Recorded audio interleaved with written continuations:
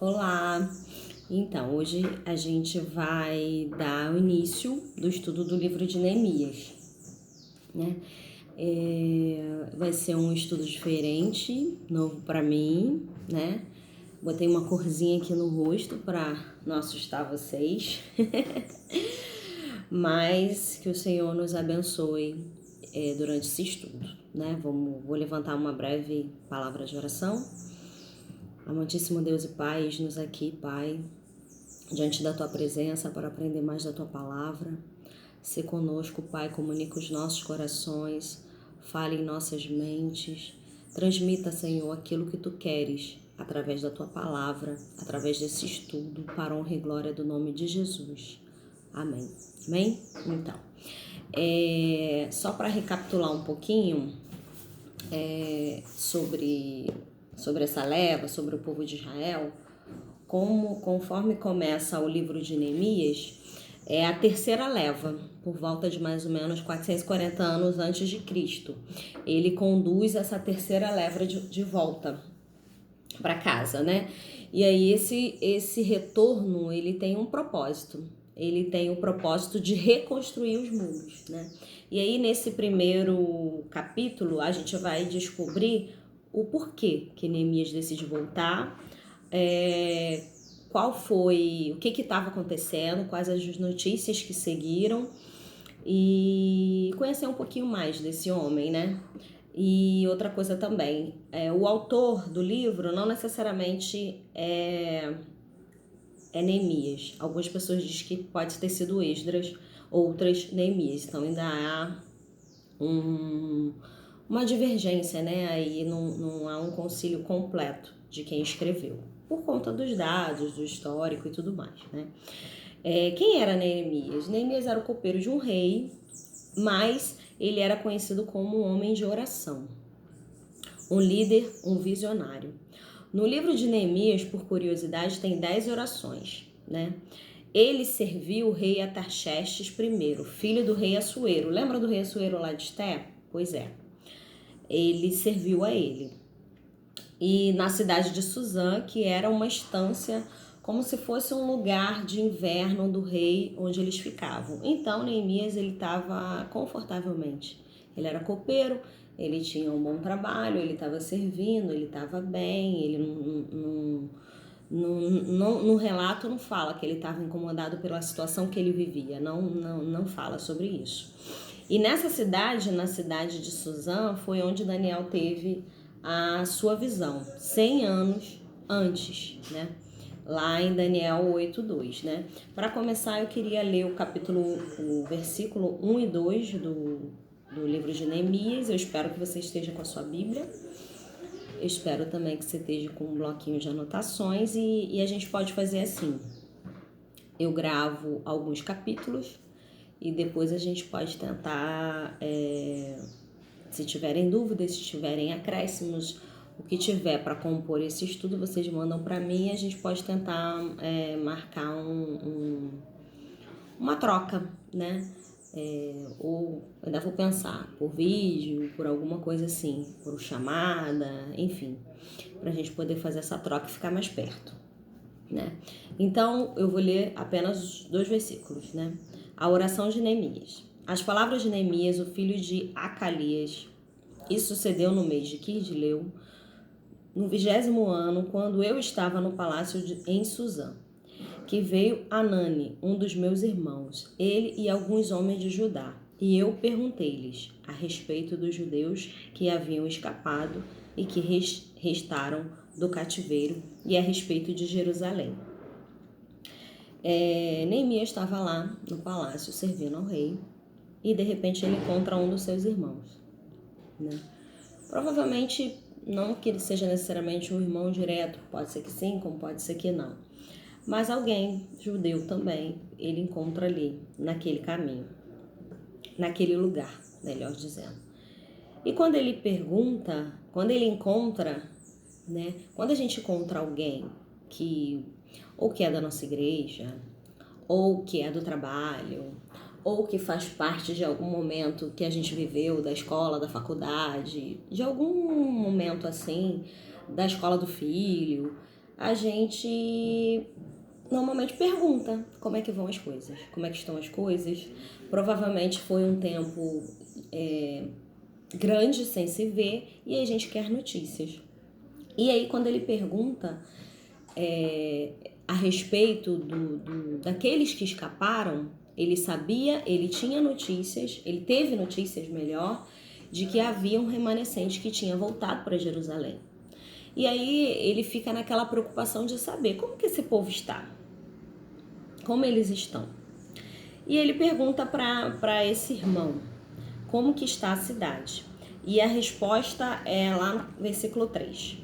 E eles me disseram, os restantes que ficaram do cativeiro lá na província estão em grande aflição, desprezo, e a muralha de Jerusalém também está demolida, e os seus portões estão queimados pelo fogo. Ou seja, a notícia não é boa. Ele sabe que voltou um pessoal, ele sabe que tem uma galera em Jerusalém, mas ele tem a notícia de que o povo está passando por uma grande aflição, o povo está sendo desprezado e as muralhas estavam demolidas. Eu confesso que quando eu li esse versículo, eu fiquei pensando o porquê de dizer das muralhas, né? Qual é a grande importância de se relatar que as muralhas estavam demolidas. E aí, estudando um pouco, eu descobri que a cidade estava desprotegida, né? Claro, uma muralha protege uma cidade, mas naquele tempo, naquela região, o estado do muro, ou seja, como a cidade era protegida, como eu anotei aqui, o estado do muro era visto como um indício da força dos deuses, ou seja, havia todas as cidades, havia um muro que cercava, que protegia, e o estado daquele muro significava a força dos deuses, ou seja, o quanto aquele povo que morava dentro daquelas muralhas, naquela cidade, estava sendo protegido por seus deuses. E aí, quando Neemias descobre que o remanescente está desprezado, os muros estão derrubados e o contexto histórico daquela localidade, daquele tempo, era que um muro bem edificado e estruturado era o que mostrava que o povo tinha força, que Deus era com eles, e ele fica muito preocupado. Preocupado com o povo e preocupado com o Deus de Israel. Como que o povo, como que Deus estaria sendo visto pelas outras nações? Então, são esses dois pontos, né? E aí, por que do desprezo? Porque olha o que acontecia. Se os muros de Jerusalém não existiam, para os outros povos significava que o povo foi abandonado pelo seu Deus. Olha a importância de um muro, de algo que assim, para mim denota segurança. Para mim é como se fosse um muro de pessoas que moram em casas e faz aquele muro para cercar, para ter um quintal mais privativo, mais seguro, impedindo a entrada de outras pessoas e também trazendo segurança. Mas o muro não era somente isso, não era somente a segurança, não era somente para cercar, marcar território, não. O muro naquele tempo simbolizava o quanto os deuses estavam satisfeitos com aquele povo. Olha que coisa diferente, né, do que a gente tem essa vivência hoje. Então era por isso que o povo era desprezado. Aquele ali não tem Deus, ele não tem muro. Aqueles dali, eles estão desprotegidos. Eles, olha lá, tá abandonado, tudo quebrado, não tem, só restaram muralhas. Não tem ninguém por eles. Era assim que o povo era conhecido. Então o povo havia voltado, era um povo que, como a gente lê lá em Esdras, que perdeu um pouco a sua identidade porque fez casamento com outras pessoas, então perdeu um pouquinho dessa identidade. Então quando Esdras chega para reestruturar. Ai, filho, Esdras chega para reestruturar esse povo, chama para estar com Deus. Lembra que Esdras, quando ele tem a notícia, quando ele sabe das coisas, ele chora, ele se coloca diante de Deus inúmeras vezes. Vou só Vou colocar aqui, botar em silêncio para não entrar ligação, peraí. Só pra gente não ter interrupção. Esqueci de fazer isso. Então Esdras, ele chora inúmeras vezes porque ele vê que o povo ele foi resgatado, mas é um povo que não está vivendo segundo os preceitos de Deus. É um povo que se misturou. Então o cuidado de Esdras foi trazer esse povo de volta para Deus, né? E aí a gente termina lendo o capítulo quando eles decidem mandar as mulheres e os filhos embora, né? E provavelmente foi um momento de muita comoção, de muita dor, de muito choro, de muito sofrimento, porque eles eram famílias, né? Só que estavam descumprindo o mandamento de Deus, né? Então eles decidem seguir a Deus. E aí, depois de tudo que aconteceu, de todo o trabalho que Esdras teve, o povo ainda está vivendo numa situação muito delicada, porque lembra daquela parte também que a gente lê e que fala que não havia o templo havia sido destruído quando o povo foi levado cativo, e aí estava se reconstruindo o segundo templo. E aí, antes dessa reconstrução do segundo templo com Esdras, as pessoas estavam tendo as suas casas, vivendo a sua vida, e não ligando muito que não houvesse um templo para o Senhor. E aí quando Esdras também traz esse conserto. Então foram várias coisas que foram acontecendo para que o povo que voltou se voltasse para Deus. Mas mesmo assim, eles ainda voltados para Deus, por mais que dentro daquela localidade, dentro dali da cidade, eles soubessem disso, eles ainda estavam sendo desprezados, eles ainda estavam sendo humilhados, eles ainda estavam desprotegidos, e ainda para os olhos das outras pessoas, eles não estavam sendo, eles não tinham ninguém por eles. Não havia ninguém por eles, né?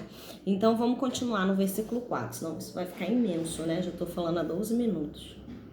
Então lá no 4 diz assim: E sucedeu quando eu vi essas palavras, que eu me assentei e chorei, e lamentei alguns dias, e jejuei, e orei diante do Deus do céu. Quando Neemias ele ouve, eu me lembro de Esdras também, quando Esdras ouviu. Quando a gente ouve uma má notícia, a nossa reação com o nosso físico, com o nosso humano, é da gente lamentar, é da gente chorar. A gente está vivendo num tempo de coronavírus. Não tem como ver o jornal, não ver o jornal ou procurar as notícias na TV e não se sensibilizar pelas pessoas que estão morrendo. Não tem como não fazer isso. Não tem como a gente não se colocar no lugar das pessoas que estão perdendo parentes. Não tem como a gente não se colocar no lugar das pessoas que estão lá no hospital em busca de um leito para sobreviver e que não existe. E que, infelizmente, às vezes alguém tem que morrer para que aquele que está na espera ocupe aquele lugar. Então, a gente está vivendo esse tempo. E por nós estarmos vivendo esse tempo, a gente tem uma responsabilidade muito grande de como se comportar nesse tempo.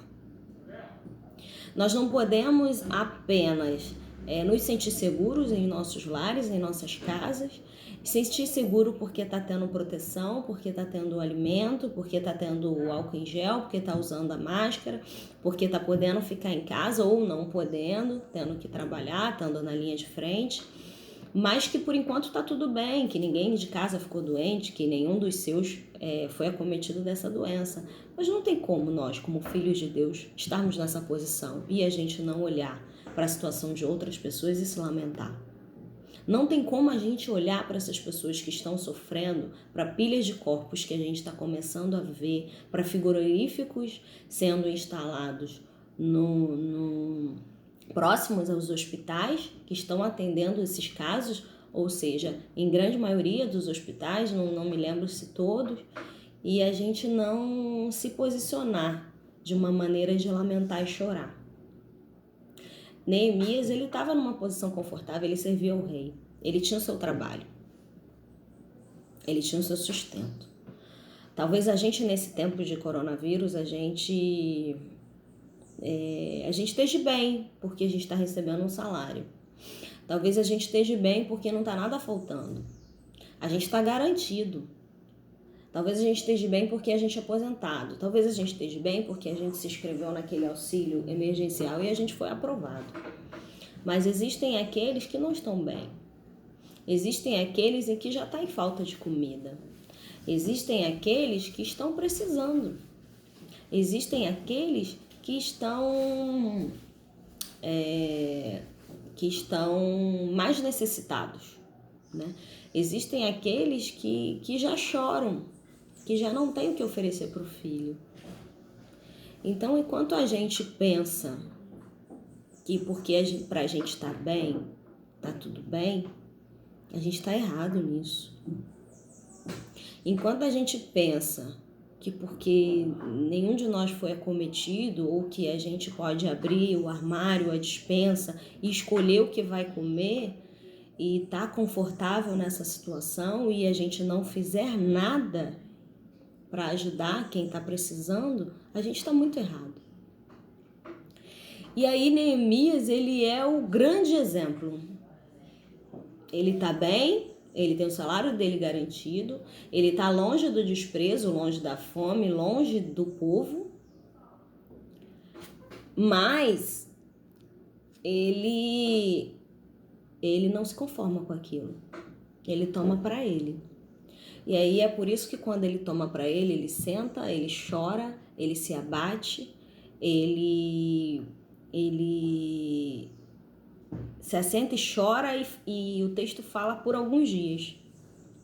E aí eu anotei algo aqui que fala assim: o lamento sempre tem seu tempo de aflição. Por vezes nos paralisa e a vontade é apenas de chorar e lamentar. Nesse momento, Neemias entende que assim como o muro estava, o povo também estava, e o nome do Senhor envergonhado. Assim como o muro estava derrubado, assim como que para os outros povos que viam e percebia que aquele lugar estava abandonado, estava desprezado, que não tinha ninguém por aquele povo se sentia de igual modo. E é por isso que eu anotei que do mesmo modo que o muro estava, o povo estava, né? E aí ele decide, depois de um tempo de lamento, de choro, de sofrimento, depois de um tempo, eu não sei se acontece com vocês, mas comigo acontece isso. Me dá que eu ponho. Comigo acontece isso, quando eu recebo uma má notícia ou quando Deus ele quer fazer algo e ele propõe, coloca algo no meu coração de um posicionamento que eu preciso ter, de algo que eu preciso fazer, e quando esse algo é algo que vai me tirar do eixo, que vai me tirar do conforto, que vai me tirar daquela situação confortável que eu estava, eu paraliso por alguns dias. Eu não vou dizer que eu me assento e choro, porque esse tempo de choro, esse tempo de lamento, esse tempo de sofrimento, para mim ficou um pouquinho para trás, né? Eu passei o ano de 2018 num sentimento muito de choro, num sentimento muito de perdas. Eu passei o ano de 2019 me reconstruindo e eu chego no ano de 2020, apesar das más notícias, eu chego com a certeza de que aquele que me livrou de tempos difíceis, ele vai me livrar do que está acontecendo agora. O que está acontecendo agora é muito pouco diante daquilo que ele já fez por mim. Eu chego com esse pensamento. Mas ao mesmo tempo, eu entendo que o que eu vivi é para que eu tivesse um aprendizado, um ensinamento, era para que eu tivesse algo para passar para outras pessoas. E eu acredito que tudo que a gente vive tem um propósito, tem um porquê. Inúmeras vezes eu perguntei a Deus o porquê. E nesse tempo de pandemia, quando eu vejo as pessoas, muitas pessoas colocando em postagens, ou falando, ou dando alguma declaração, ou dando alguma notícia e falando que já não aguenta mais estar em casa, que está desesperado, que está angustiado, que está entrando em depressão, que está numa situação, eu fico pensando, o que eu que estou bem de modo mente, espírito, alma, estou bem nesse sentido, o que eu posso ajudar? Né? Não vai adiantar eu dizer, peraí, não é, esse não é o caso. Não é o caso porque eu estou bem, eu achar que as outras pessoas precisam estar bem, têm que estar bem, né? Não, mas uma maneira de tentar ajudá-las com uma palavra, com uma oração, com uma ligação, com vídeo, com um pequeno texto, um pequeno áudio, uma pequena lembrança de dizer, olha, você não está sozinho, eu estou com você, eu tenho orado por você. E isso faz uma diferença muito grande na vida das pessoas e a gente não se dá conta disso, né? Mas vamos continuar. Agora a gente chegando no versículo 5, eu vou ler do 5 ao 11. Porque no versículo 5 é quando Neemias ele começa a oração. Eu vou tentar ler direto, senão eu dou uma pausa, né? Já temos 20 minutos. Vamos ver quem vai conseguir ficar me ouvindo até o final. Falo muito, né? Ai, meu Deus, tem misericórdia. Vamos lá, no 5 diz assim: E disse, depois daquele tempo que ele ficou prostrado, paralisado, sem ter uma reação, ele pausa tudo, né? Ele levanta, eu vejo, né? Ele se levantando daquele momento de choro, daquele momento de tristeza, e ele decide levantar a sua voz, estar em oração diante de Deus para pedir que o Senhor entre com providência, né? E aí ele começa assim, e disse, eu te busco, ó Deus do céu, ó grande e terrível Deus que guarda o pacto e a misericórdia por aqueles que o amam e observam seus mandamentos. No 6, que agora estejam atentos os teus ouvidos e os teus olhos abertos para que possas ouvir a oração do teu servo, o qual oro diante de ti de dia e de noite pelos filhos de Israel, os teus servos, e confesso os pecados dos filhos de Israel, os quais temos pecado contra ti, tanto eu como a casa do meu pai temos pecado. No 7, temos agido muito corruptamente contra ti, e não temos guardado os mandamentos, nem os estatutos, nem os juízos que tu ordenastes ao teu servo Moisés. Lembra-te, rogo-te, a palavra que tu ordenaste ao teu servo Moisés, dizendo, se vós transgredires, eu vos espalharei entre as nações. Mas se vos converterdes a mim e guardardes os meus mandamentos e praticá-los, então, ainda que os vossos rejeitados estejam na extremidade do céu, ainda assim eu reunirei de lá e os trarei ao lugar que tenho escolhido para ali pôr meu nome. 10. Ora, estes são os servos e o teu povo, estes são os teus servos e o teu povo, os quais têm redimido pelo teu grande poder, pela tua mão forte. Ó Senhor, rogo-te que estejam atentos os teus ouvidos à oração do teu servo e à oração dos teus servos que desejam temer o teu nome. E faze prosperar hoje o teu servo e concede-lhe misericórdia à vista deste homem, porquanto eu era copeiro do rei. Durante essa oração que Neemias fez diante de Deus, eu enumerei algumas coisas aqui que ele fez e que me chamou a atenção. Primeiro, ele busca o Senhor. Depois, ele louva o Senhor. Lá no versículo 5 ele já fala, eu te busco, ó Senhor, Deus do céu, ó grande e terrível Deus. Ali ele começa a buscar e ele começa a louvar o Senhor. Depois ele lembra da aliança. Qual é a aliança? É lá em Êxodo. Olha só. E aí, sabe o que me faz lembrar? Que pra gente, nesse tempo, a gente se posicionar para orar pelo que está acontecendo, por esses que estão precisando, por nós mesmos, pela nossa casa, pelos nossos, a gente precisa entender a aliança, a gente precisa entender os mandamentos, que senão a gente não como que a gente vai falar para o Senhor lembrar se a gente mesmo não lembra? Então, a importância de ler a palavra, de buscar o entendimento, de guardar os ensinamentos de Deus é estritamente necessário, até no momento de oração. Porque como que eu vou falar para Deus, Senhor, lembra dos mandamentos, dos estatutos, lembra da aliança? Se eu não lembro, se eu não leio, se eu não guardo, se eu não está plantado no meu coração. Lá em Salmos fala, escondi a tua palavra em meu coração para não pecar contra ti. Onde a gente tem escondido a palavra? Como que a gente vai entrar numa oração diante de Deus se a gente não lembra da palavra, que é a comunicação que ele faz com a gente. E aí ele lembra da aliança. Quando ele lembra da aliança, ele chama a atenção. Chamar a atenção aqui não é no sentido de uma correção, mas quando ele lembra da aliança, é como se, vamos imaginar, né? Ele está ali fazendo a oração dele, assim como todos nós fazemos orações, assim como todo o povo de Israel talvez estivesse fazendo oração, e aí de repente ele fala: Senhor, lembra da aliança, dos teus mandamentos, dos estatutos. É como se Deus dissesse assim: chamou minha atenção. Ele falou de algo que muitos já não lembram. E aí ele chama a atenção de Deus para a oração dele. E aí ele continua rogando para que os olhos de Deus estejam abertos e os ouvidos atentos. Aqui Neemias, ele faz de uma maneira, ele chama a atenção de Deus de uma maneira, porque Deus, ele é grande, ele é onisciente, ele é onipotente, ele está em todo lugar.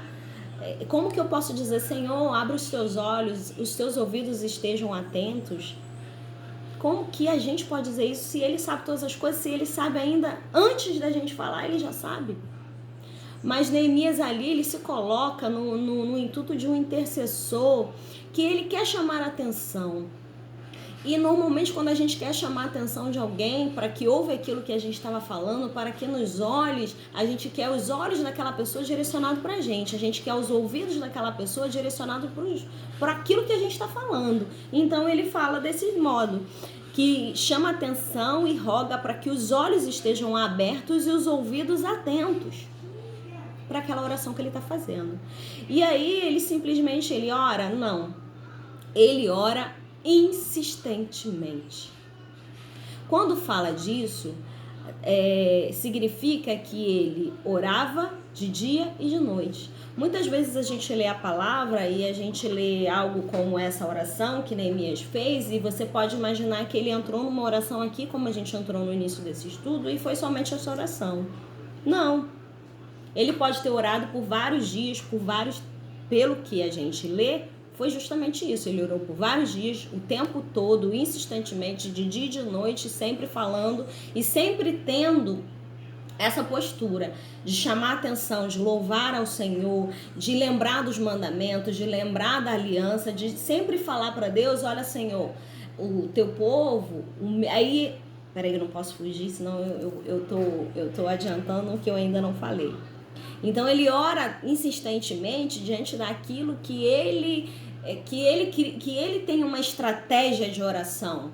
Ele não simplesmente abre a boca e fala: Senhor, não, ele tem uma estratégia na sua oração, ele tem uma sabedoria. E aí, depois, nessa oração insistente, ele faz a confissão de pecados. E assim como Esdras, se a gente for lá no livro de Esdras e a gente lê o livro de Esdras, a gente vai perceber que Esdras, ele toma para ele o pecado do povo. Ele se humilha, ele se rasga, ele joga pó, cinzas, ele se senta como se fosse na calçada, vamos botar assim, no meio-fio, e fica se lamentando ali. Até, assim como aconteceu com Esdras, com Neemias também acontece. Quando ele descobre, ele fica aquele tempo se lamentando. Mas o tempo de lamento, como eu já falei aqui, tem um período. Tem um tempo determinado, pode ser para sempre, é por um tempo, é por um período. E aí depois que ele faz, que ele tem esse lamento, que ele tem esse momento, ele, assim como Esdras, que quando Esdras se levanta desse lamento, Esdras, ele toma para ele o pecado que não era dele, o pecado que era do povo. Neemias faz do mesmo jeito. Neemias começa a falar, deixa eu ver se eu acho aqui, ó. Aqui no versículo 6, ele fala, deixa eu ver aqui: e confessa os pecados dos filhos de Israel, mais para a parte final do versículo, os quais temos pecado contra ti, tanto eu como a casa do meu pai temos pecado. Qual era o pecado de Neemias com relação a essa situação do povo se ele não estava lá? Mas ele se coloca e ele toma para ele o pecado, assim como Esdras fez. Ele traz essa responsabilidade para ele. E aí ele toma para si a culpa e o pecado do povo, e mais uma vez, quando ele entende que ele precisa, nesse momento que ele fala para perdoar os nossos pecados, para perdoar a nossa culpa, para que o Senhor olhe para nós, e a oração dele tem várias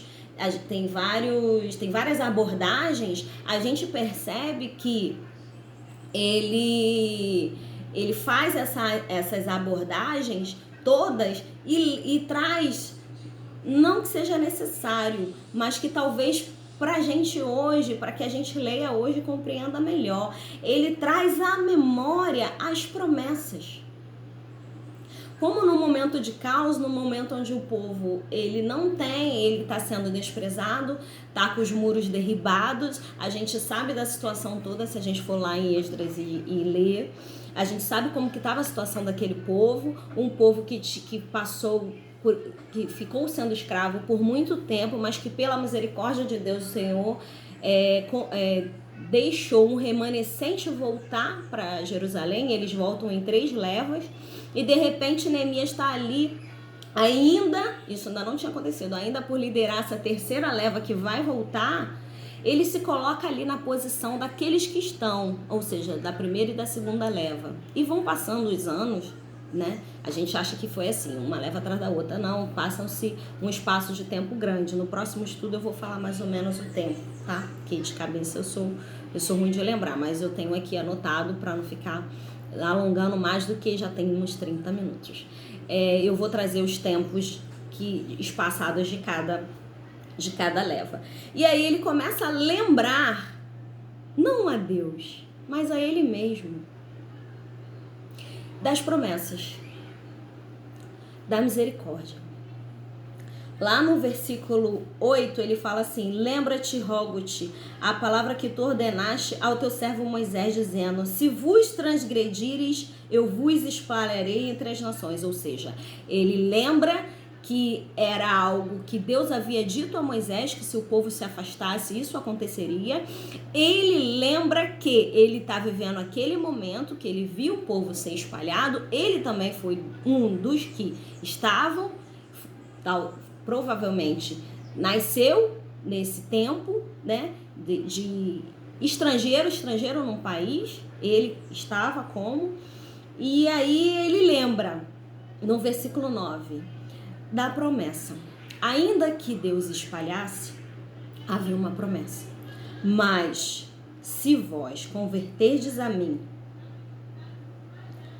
e guardares os meus mandamentos e praticá-los, então, ainda que os vossos rejeitados estejam na extremidade do céu, ainda assim eu reunirei de lá e os trarei ao lugar que tenho escolhido para lhe pôr o meu nome. Ou seja, ele traz o resgate de uma promessa que o Senhor havia feito, que ainda que o povo se desviasse, e se o povo reconhecesse e pedisse misericórdia, se arrependesse dos seus pecados e voltasse, o Senhor viria ao resgate desses.